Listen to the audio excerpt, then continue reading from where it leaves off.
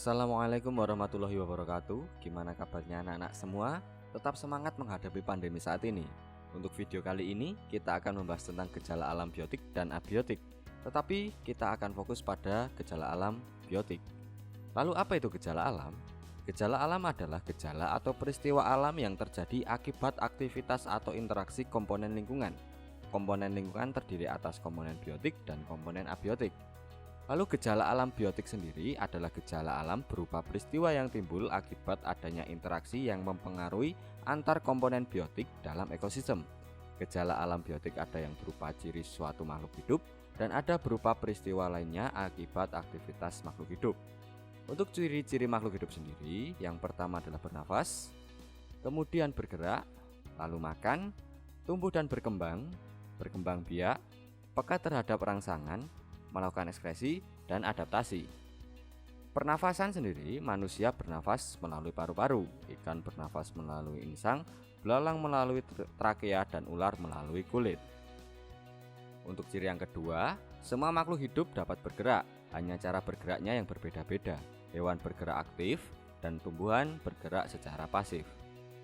Untuk ciri yang ketiga, semua makhluk hidup memerlukan makanan. Makanan berfungsi untuk mendapatkan energi untuk pertumbuhan dan untuk mengganti sel-sel yang rusak.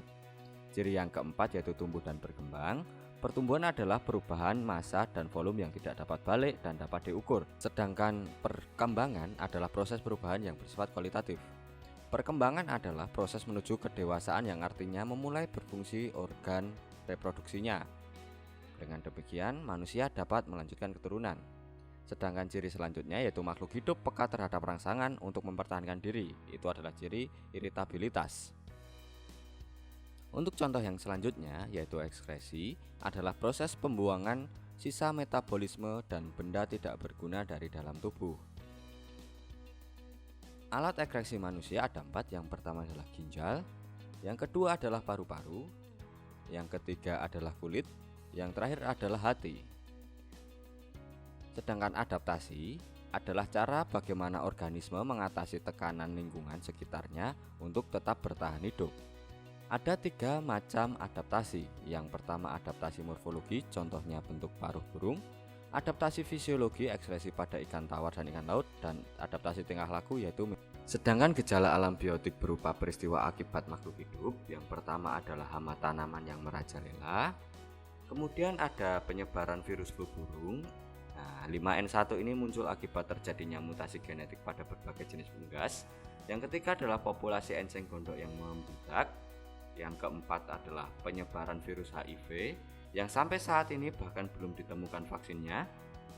Yang kelima adalah kepunahan spesies langka.